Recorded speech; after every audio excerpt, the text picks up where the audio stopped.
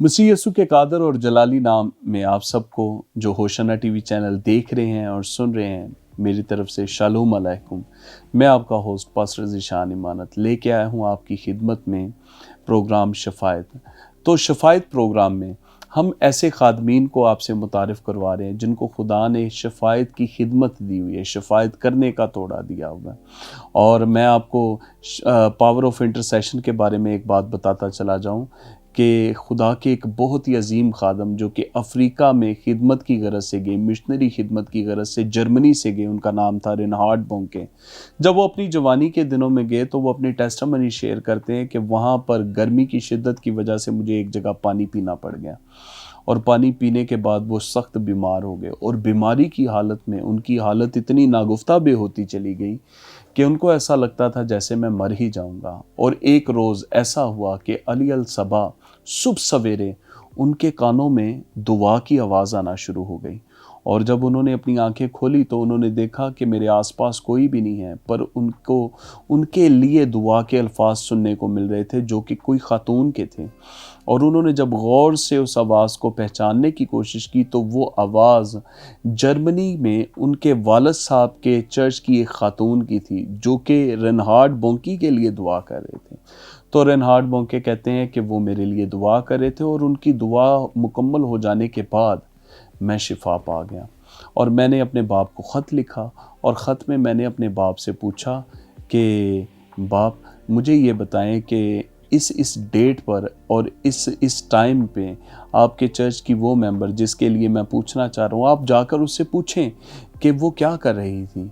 तो जब उसका बाप जो कि अफ्रीका से तकरीबन 8000 किलोमीटर दूर था जर्मनी में, जब उसके पास ख़त पहुंचा तो उसने जाके उससे पूछा तो उस खातून ने बताया कि मैं सो रही थी और रूहुल कुद्स ने मुझे कहा कि उठ और उठकर रेनहार्ड बोंके के लिए शफायत कर क्योंकि वो मर रहा है।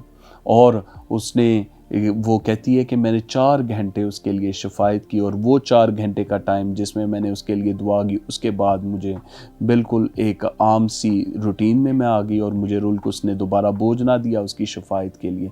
और बस मैंने उस दिन को और उस तारीख को यही कुछ किया। तो रेनहार्ड बोंके के बाप ने जर्मनी से उसे दोबारा जवाबी ख़त लिखा और उसने बताया कि वो खातून बता रही है कि उसने तेरे लिए उस दिन में इंटरसेशन की है, शफायत की है।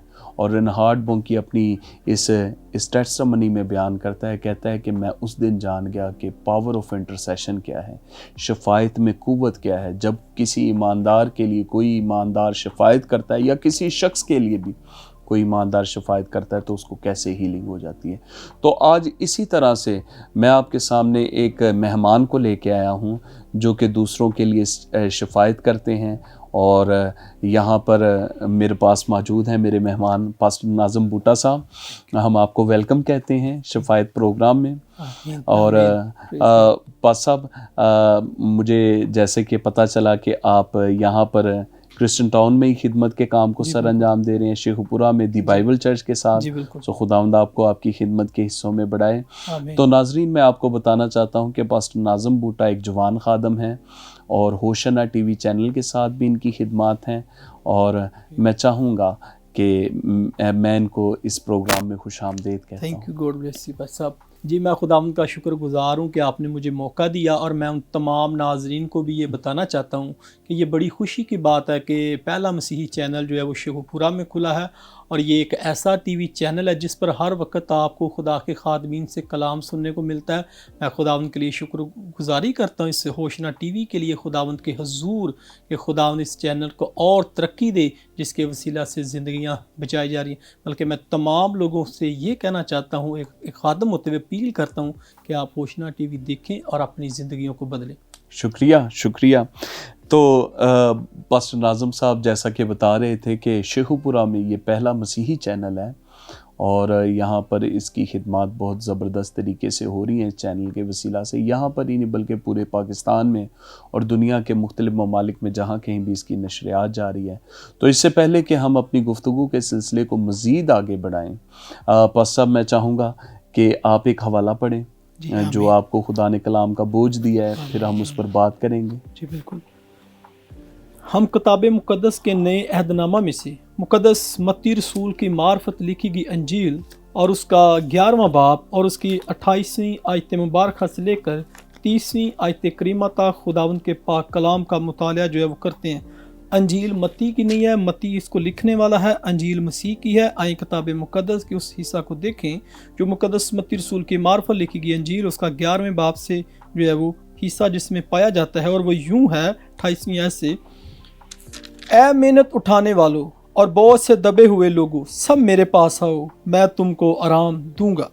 मेरा जुआ अपने ऊपर उठा लो और मुझसे सीखो, क्योंकि मैं हलीम हूँ और दिल का फरोतन, तो तुम्हारी जानें आराम पाएंगी, क्योंकि मेरा जुआ मुलायम है और मेरा बोझ हल्का। किताब खुदा का पढ़ा सुना समझा जाना हम सबों के लिए बाइस बरकत हो। आमीन सुम्मा आमीन। खुदा उनका शुक्र। आमीन। मेरी गुजारिश है कि दुआ कीजिए ताकि उसके बाद हम अपनी गुफ्तगू का आगाज़ करें। जी। कदूस कदूस कदूस बहरोबर के खालिक और मालिक बाप यहोवा, आप जो कौमों के रब अमतों के खुदावंद है, कुल कायनात के खालिक और मालिक है। या यहोवा सात कुल कौल रब्बुल आलमीन, बाप बेटा रुल कुद्दस में आपका शुक्र करता हूँ कि आपने अपनी अंजील की वुसअत के लिए हमें खुदावंद खुदा चुना, ताकि खुदावंद खुदा हम लोगों के लिए शफायत का काम जो है वो कर सकें। ऐ मेरे मसीहा, आपने खुद भी किया और आपके रूह ने नबियों में रहकर ये काम किया, और आज पाक रूह के वसीला से हम इस काम को कर रहे हैं। आपका शुक्र हो। आज के सारे प्रोग्राम पर जितनी खुदावंद खुदा गुफ्तगू हो, खुदावंद खुदा वो सारी आपकी तरफ से हो। ना तो ये किसी अखबार इंसान, ना बल्कि खुदावंद खुदा किसी शायर की बातें हैं, ये आपकी मुक़द्दस बातें हैं। खुदावंद बाइबल आपका ज़हन है, जो कुछ आपके जहन में है वो आपने अपने कलाम में फरमाया। खुदावंद जितनी देर खुदावंद बोलें, आपका पाक रूह खुदावंद हमारी मदद और रहनुमाई करे, और खुदावंद हमें भूली बातें याद कराए, हिकमत इल्मियत, और खुदावंद खुदा वो कलाम दे जो ज़िंदगियों को बेदार करे। मेरी और खुदावंद अपने बंदा की रहनुमाई करना, तो और जितने सुनने वाले सारे सब के लिए खुदा बरकत और सलामती और खुदावंद खुदा बेदारी को मांगता है। यीशु के नाम से आपसे बता आमीन। आमीन। शुक्रिया पास साहब आपके आने के लिए, आपकी तशरीफ़ आवरी के लिए। मैं चाहूँगा कि खुदा के कलाम का ये हिस्सा जो आपने पढ़ा, आप इसमें से अपनी राय का इजहार करें। मैं खुदावंद यीशु अल मसीह की खिदमत को जो है वो पेश करता हूँ। जब हम खुदावंद यीशु मसीह की ज़िंदगी पर गौर करते हैं तो 30 साल की उम्र में आपने जो है वो अपनी खिदमत का आगाज़ कफरनहूम से किया। आपने यहूदिया के अंदर जो है वो 8 माह खिदमत की, और फिर गलील के अंदर आपने 2 साल खिदमत की, और यरतन के अंदर आपने 4 माह खिदमत की। जब हम खुदावंद यीशु अल मसीह की ज़िंदगी का मुताला करते हैं, इससे पहले कि खुदावंद यीशु मसीह आपकी ज़ात अक़दस दुनिया के अंदर आती, अंबिया करीम ने पहले ही आपकी खिदमत के बारे में और जो कुछ आपने आकर करना था वो पहले ही हमें बता दिया। जब हम एस्ट्रोलॉजी का इल्मुल मसीह का मुताला करते हैं तो हमें पता चलता है कि 188 काम ऐसे थे जो होने बड़े ज़रूरी थे, जो आकर खुदावंद यीशु अल मसीह ने ही किए।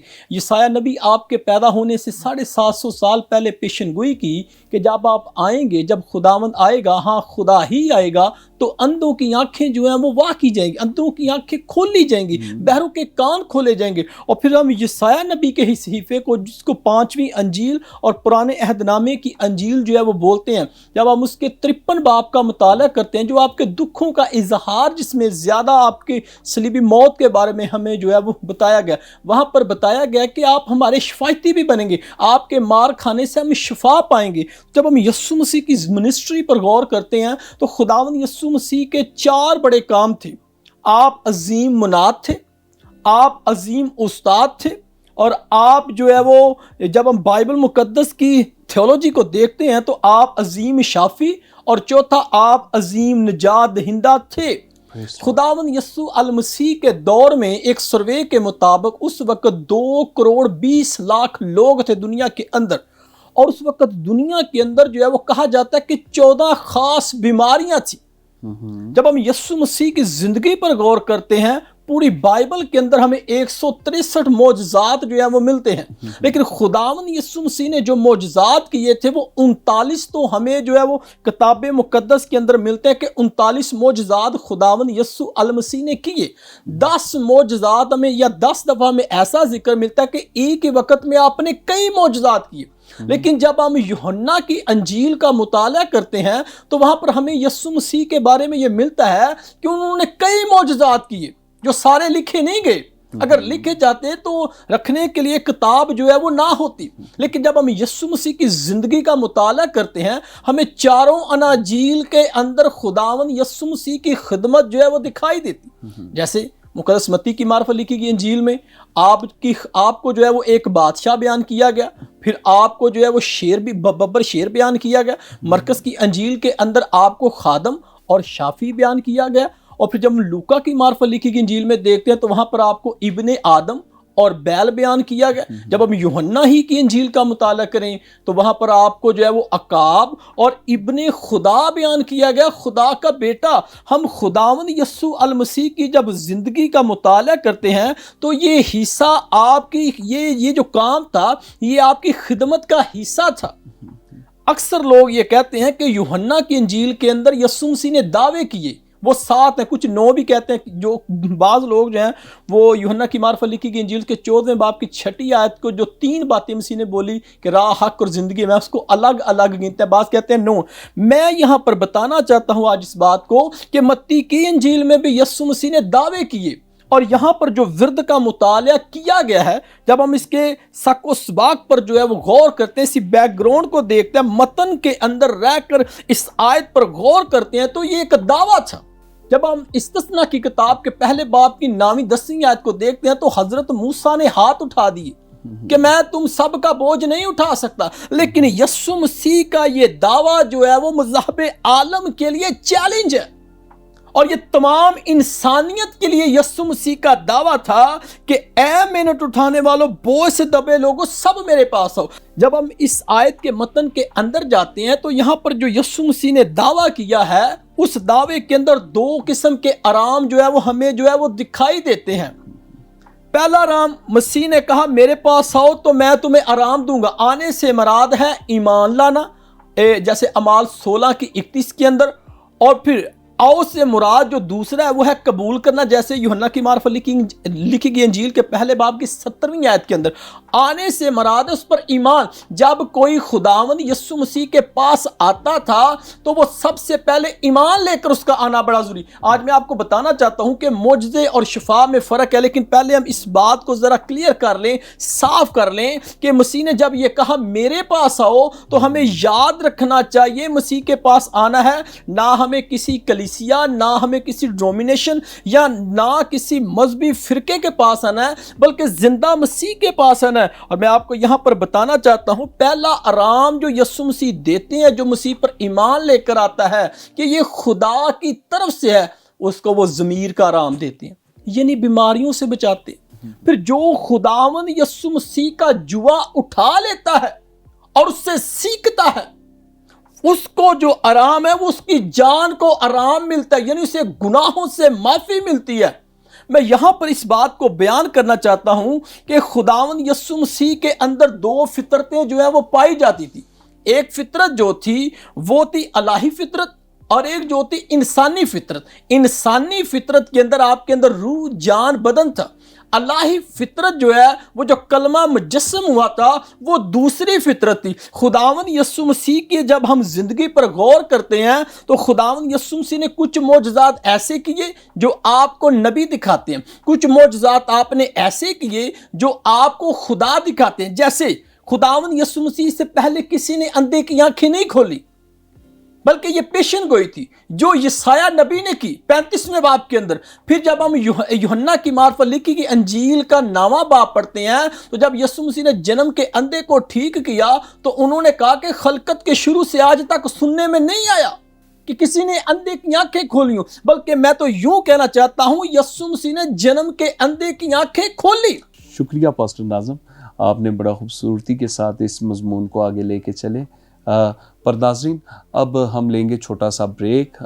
ملتے ہیں بریک کے بعد. دیکھتے رہیے ہوشنا ٹی وی چینل.